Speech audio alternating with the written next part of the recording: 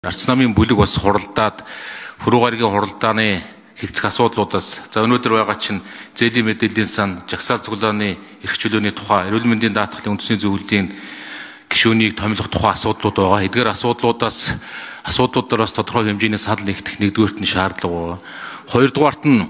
Хоёрдугаарт нь бас зарчмын зүйл байгаа. Энэ нь өөрөө ер нь Монгол улсын эрх барих, төрийн эрх барих дээд байгууллага улсын их хурлын чадамжийн тухай, улсын их хурлын зарим гишүүний бүрэн эрх ерөн хүчинтэй байгаа эсэх тухай ийм зарчмын асуудлуудаар бас арц намын бүлэгөө удирдлагад завсарлага авахыг даатгасан. За саяны асуудлуудаар бид нар бас завсарлага авч тодорхой хэмжээнд байр суурийг нэгтгэх ийм шаардлагууд, хэрэгцээ шаардлагууд байгаа.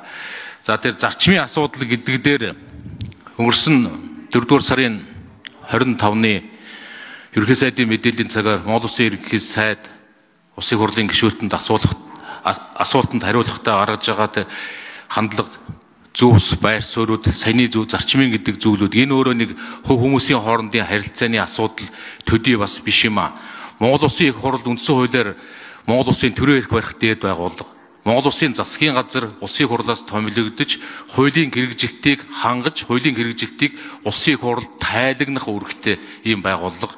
Энэ байгууллага ерөнхий сайд болоод ер нь өнгөрсөн хугацаанд төрийн захиргааны албан хаагчдаас удаа дараа гарч байгаа хариуцлагагүй мэдээллүүд, дутууд үлмэг мэдээллүүд, олон зүйлүүд дээр арц намын бүлгийн зүгээс бас тодорхой байр суурьуудыг илэрхийлж улсын хурлын тухай хууль, улсын хурлын дэгийн тухай хуулиудад тодорхой нэмэлт өөрчлөлтийн саналуудыг бид нэр өнгөрсөн сарын туршид боловсруулад ажиллаж ирсэн. Энэ өөрөө улсын их хурлыг чадамжтай үндсэн хуулиар олгогдсон эрх хэмжээнийхээ хүрээнд ард түмний төлөөлөл гэдэг энэ хүрээнд нь ажиллах энэ ажлуудыг бид нэр бэлтгээд улсын хурлын дарагтаа бас санал солилцоод өргөн барих цаг бид нар хүлээгээд ингээд ажиллаж байгаа.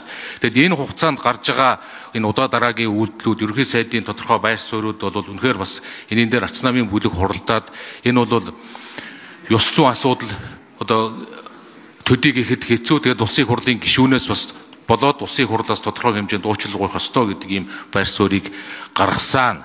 Ийм учраас бас арц намын бүлгийн зүгээс бас энэ үйлдэлийг бас хийхийг шаардж байгаа.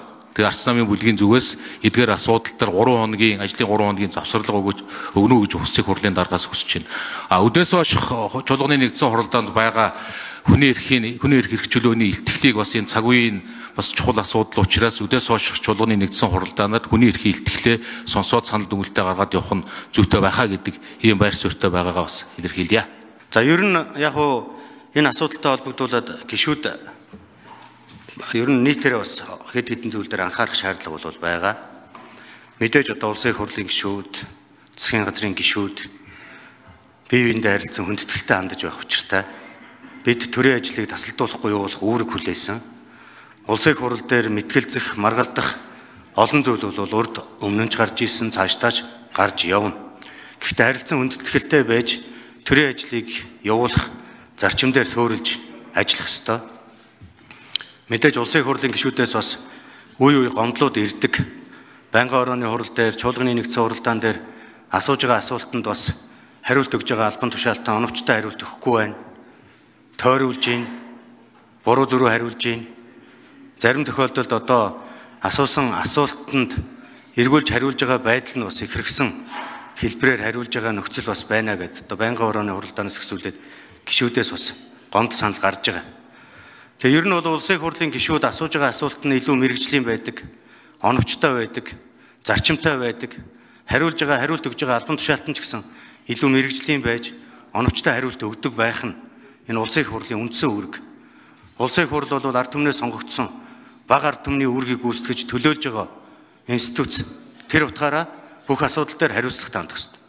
Аливаа байдлаар асуудал субъектив хандахгүй байхыг гишүүд анхааралд авч ажиллах нь зүйтэй маа. Тэгээ энэ мэдчлэн одоо асуудлаас үүдэлтэйгээр улсын их хурлын хилцэх асуудал дээр цаад дотор учирдаг төрийн ажил явахад бэрхшээл тулгардаг байж ерөөсөө болохгүй. Цаашдаа ийм зүйлийг бол хүлээж авах боломжгүй. Мэдээж одоо улсын их хурлын гишүүд бол хуулиар хүлээсэн эрх үүргийн асуудал байдаг. Чуулганы танхимд хэлсэн үгэндээ хариуцлага хүлээхгүй. Хүлээхгүй гэдгийг бас далимдуулж улсын их хурлын гишүүд одоо бие биенийхээ нэр төрд халдах бол нөхцөл боломж бол байж болохгүй гэдгийг бас анхаарч ажиллах хэрэгтэй. Нөгөө талаасаа бас улсын их хурлын гишүүд маань хит их хэмзэг байгаад хэрэггүй. Энэ улс төрийн ажил бол олон янзын хэлбэрээр явагдаж идэг.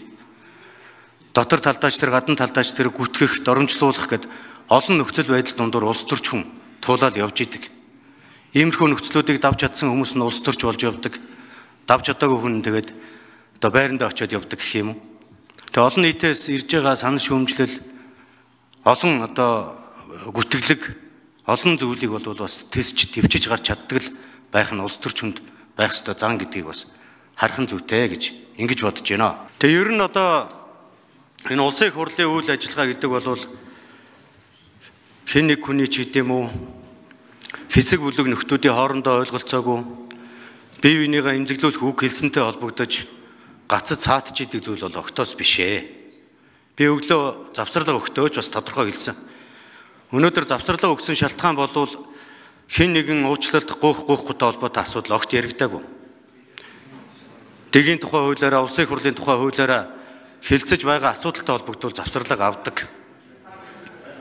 Тэр хэлцэж байгаа асуудалтай холбогдвол завсарлага авсан. Хэрвээ хамтарсан засгийн газар байгуулсан Монгол Ардын нам, арчилсан нам, хүн нам зэрэг намуудын хооронд үл ойлголцол улс төрийн асуудал бол энэ хамтарсан засгийн газар байгуулахаар гарын үсэг зурцгаасан тэр зөвлөл хоорондоо уулзаж асуудлаа ярих хэрэгтэй.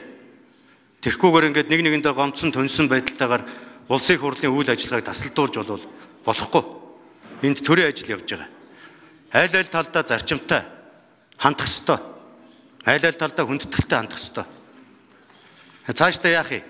Улсын их хурлын чуулган дээр хоёр гишүүн хоорондоо үг чулуудснаас болоод улсын их хурлын үйл ажиллагаа гацад цаатаа сууж идэг ийм жишг рүү бид орох юм уу? Би бол тийм жишгт оруулахгүй. Энэ үйл ажиллагаа доктортой хэвээ явж байгаа шүү дээ. Хэрвээ асуудал байгаа бол хамтарсан засгийн газар байгуулахаар гарын үсэг зурцгаасан улс төрийн намын удирдлагууд, намын дарга нар, тэр ерөнхий нарийн эмчгийн дарга нар, тэр бүлгийн дарга нар, тэр улс төрийн намын удирдлагууд хоорондоо асуудлаа ярилцгаа. Энэ бол улсын их хурлын асуудал огтоос биш шүү. Хэрвээ ийм байдалтай бол улсын их хурл ч гэсэн өөр арга хэмжээ авч болно шүү дээ. Хэндээ эрхлээд байгаа юм? Ард түмэнд эрхлэнэ гэж байхгүй шүү дээ. Ард түмэн ажиллаа хийгээ сонгоцсон. Ард иргэдийн аж амьдрал тийм сайхан байна гэж бодож байгаа юм уу? Танхим дотор нэг хэрүүл хийгээ сууж байхаас ард түмнийхээ амьдралыг, аж амьдралыг яаж сайжруулах вэ? Орлогыг нь яаж нэмэх вэ? Энэ үүсэт байгаа эдийн засгийн нөхцөл байдалтай холбоотой асуудыг хэрхэн даван туулах уу гэдэг асуудал дээр өнөөдөр хэрэлдээд сууж явах ёстой шүү дээ. Гэтэл энэ ч нэг ялах шалахгүй асуудлуудаар хэрүүл хийгээд бойкот хийх гэж сууж идэг. Би аль аль намдан зориулж хэлж байгаа шүү. Хин нэгэн хүн зориулж хэлээг. Улс төрчид ерөн зарчимтай байх ёстой шүү.